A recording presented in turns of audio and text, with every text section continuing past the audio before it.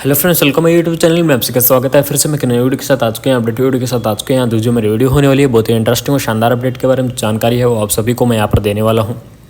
आज की जो हमारी वीडियो होगी वो होगी हम आरआरबी की वैकेंसीज़ के बारे में यहाँ पर जो चर्चा है वो करने वाले हैं। ठीक है, आरआरबी की वैकेंसी, परमानेंट वैकेंसी के बारे में यहाँ पर डिस्कस है वो हम करेंगे, जिसमें के अंदर आपको स्टाफ नर्स की पोस्ट यहाँ पर देखने को मिल जाएंगी। यानी कि काफ़ी सारे जो कैंडिडेट हैं उनको वेट था कि सर आरआरबी की जो वैकेंसी है कब तक आएगी। तो फाइनली मैं आपको यहाँ पर अपडेट देने वाला हूँ आरआरबी की वैकेंसी से रिलेटेड। इससे पहले मैं आपको बता दूँ कि जो आरआरबी की परमानेंट वैकेंसियाँ हैं वो स्टार्ट हो चुकी हैं। यानी कि आरआरबी के अंदर अलग अलग फील्ड के अंदर जो वैकेंसियां हैं वो आना स्टार्ट हो चुकी हैं, परमानेंट वैकेंसी आना स्टार्ट हो चुकी हैं। तो स्टाफ नर्स की वैकेंसी कब तक आएगी या फिर कितनी पोस्ट वहाँ पर आने वाली है, उस चीज़ की चर्चा करने से पहले मैं आपको एक छोटी सी आपको एक अपडेट दे देता हूँ। यहाँ पर देख लीजिए कि वैकेंसियाँ स्टार्ट हो चुकी हैं। इसका प्रूफ मैं आपको यहाँ पर दे देता हूँ कि भारतीय रेल, देख लीजिए, वाराणसी की तरफ से यह नोटिस जारी किया गया है। 26 अक्टूबर को यह नोटिस जारी किया गया था। इसके अंदर आवेदन की तिथि भी आपको यहाँ पर दी गई है। ठीक है, इसके अंदर कौन कौन सी वैकेंसी थी ये चीज़ आपको यहाँ पर देखने को मिल जाएगा कि इसमें थी नॉन आईटीआई वैकेंसी हैं और नॉन आईटीआई यहाँ पर जो वैकेंसी हैं वो दी गई हैं। जिसके अंदर जो टोटल वैकेंसी हैं देख लीजिए, इलेक्ट्रीशियन की वैकेंसी है, ठीक है,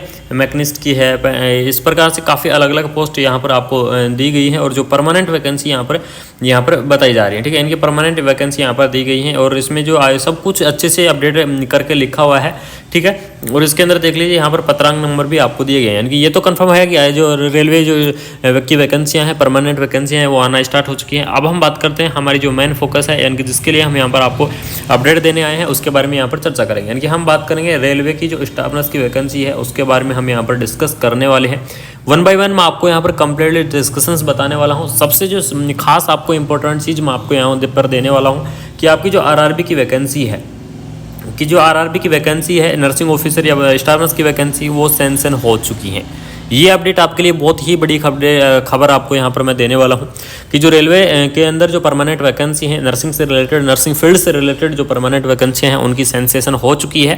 यानी कि वो क्या कर दी गई है, सेंक्शन कर दी गई है। अब बस सिर्फ वेट है कि इसकी जो ऑफिशियल जो अपडेट है उसका वेट है कि ऑफिशियल जो अपडेट है वो कब तक आती है। ठीक है, तो इसके अंदर मैं आपको बता दूं कितनी पोस्ट यहाँ पर आपकी जो सेंक्शन हुई हैं और कितनी कब तक आपकी यहाँ पर जो पोस्ट आ जाएंगी उसके बारे में यहाँ पर हम डिस्कस करने वाले हैं। तो इसके अंदर सबसे पहले बात करें कि आरआरबी की जो वैकेंसी है, यानी कि आरआरबी की वैकेंसी है, किस प्रकार की वैकेंसी है तो मैं आपको बता दूं आरआरबी की सेंटर की वैकेंसी है। ठीक है, सेंट्रल वैकेंसी है, ऑल ओवर इंडिया आपको कहीं भी इसकी ज्वाइनिंग मिल सकती है। यानी कि ऑल इंडिया कहीं भी आपको यहाँ पर जो ज्वाइनिंग दे दी जाए, यानी इसमें स्पेशल कोई क्षेत्र नहीं होता है आरआरबी के अंदर, यानी ऑल ओवर इंडिया आपको कहीं भी ज्वाइनिंग दी जा सकती है।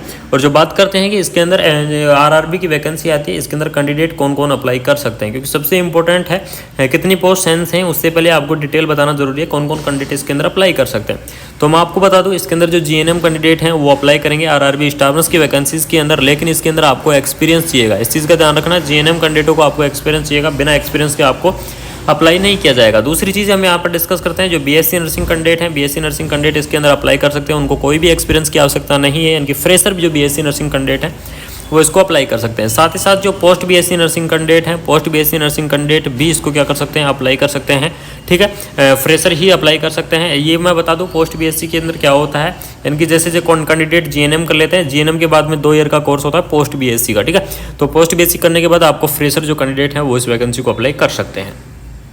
बात करें कि जो एमएससी कैंडिडेट हैं, एमएससी कैंडिडेट भी इसके अंदर अप्लाई कर सकते हैं। बाकी अगर अदर ग्रेजुएट हैं फील्ड के अंदर जैसे एमएससी पीएचडी, तो वो कैंडिडेट भी क्या कर सकते हैं, इसको अप्लाई कर सकते हैं।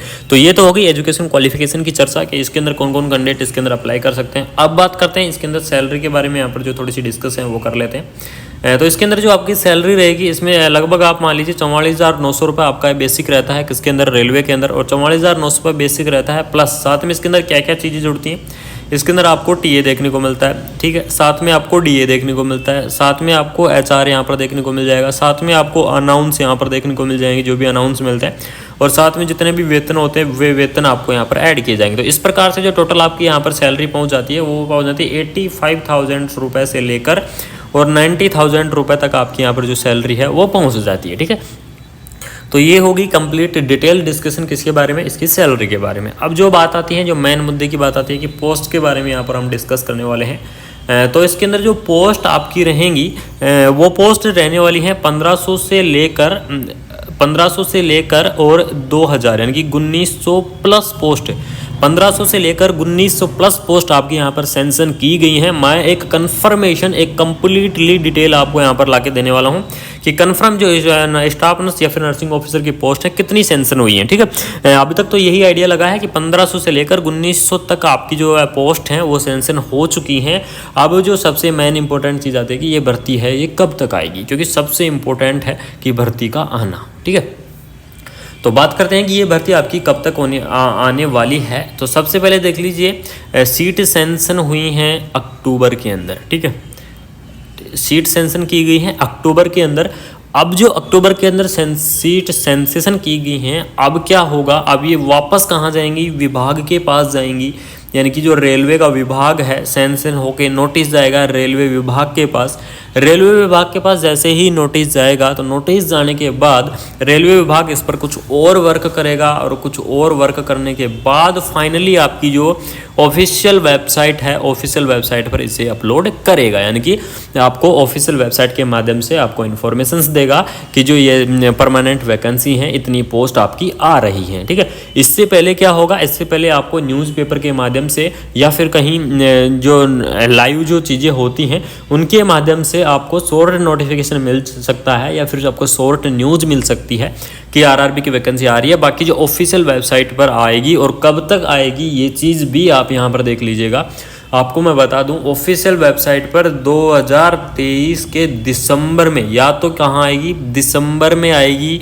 ठीक है, अगर दिसंबर में नहीं आती है तो फिर आपकी ये 2024 के अंदर आपकी यह वैकेंसी आने वाली है। ठीक है, क्योंकि अब कुछ विभाग चुनाव चल रहे हैं और चुनाव की वजह से अगर भर्ती लेट होती है, मान लीजिए सेंसेशन तो हो गई है लेकिन हो सकता है कि चुनावी विवादों के कारण या फिर किसी अन्य के कारण अगर भर्ती लेट होती है तो आपको 2024 के अंदर कन्फर्मेशन आपकी यहाँ पर जो स्टाफ नर्स की पोस्ट है आरआरबी के अंदर, यानी कि रेलवे स्टाफ नर्स की पोस्ट आपको यहाँ पर देखने को मिल जाएगी। और एक जो सबसे इंपॉर्टेंट चीज़ मैं आपको यहाँ पर बताने वाला हूँ कि रेलवे की जो वैकेंसी है आए काफ़ी दिन हो चुके हैं आए हुए, आरआरबी की वैकेंसी आ नहीं रही है, परमानेंट वैकेंसी बिल्कुल भी नहीं आ रही है। कुछ दिन पहले एक नोटिस निकाला गया था, उस नोटिस के अंदर ये कहा गया था कि जो आरआरबी की वैकेंसी है कि 2023 तक जो पिछली वैकेंसियां हैं उन्हीं में से ऐड करो, यानी कि न्यू वैकेंसी नहीं आएंगी। लेकिन जो प्रेजेंट की अपडेट निकल कर रही है कि आपकी वैकेंसी हैं वो सेंशन हो चुकी हैं, पोस्ट आपकी सेंशन हो चुकी हैं। अब जो मेन बात आती है वो जारी कब होती हैं। ठीक है, अब वेट यही रहेगा कि वो पोस्ट हैं वो जारी कब होती हैं, 2023 लास्ट के अंदर जारी होती हैं या फिर 2024 फर्स्ट के अंदर ये जो वैकेंसी हैं ये जारी की जाती हैं। ये अपडेट आपके लिए शानदार अपडेट थी, आपको मैंने कम्प्लीटली यहाँ पर जानकारी दे दी है। इसके साथ साथ आपको मैं एक छोटी सी एज रिलैक्सेशन के बारे में और यहाँ पर डिस्कस कर देता हूँ, क्योंकि ये एक सबसे मेन टॉपिक बचा हुआ है आपका एज रिलैक्सेशन का। तो मैं आपको बता दूँ, ओबीसी वाले कैंडिडेट हैं उनको 3 ईयर का यहाँ पर एज रिलैक्सेशन है। ठीक है, जो एससी और जो एसटी कैटेगरी है उनको यहाँ पर 5 ईयर का एज रिलैक्सेशन है।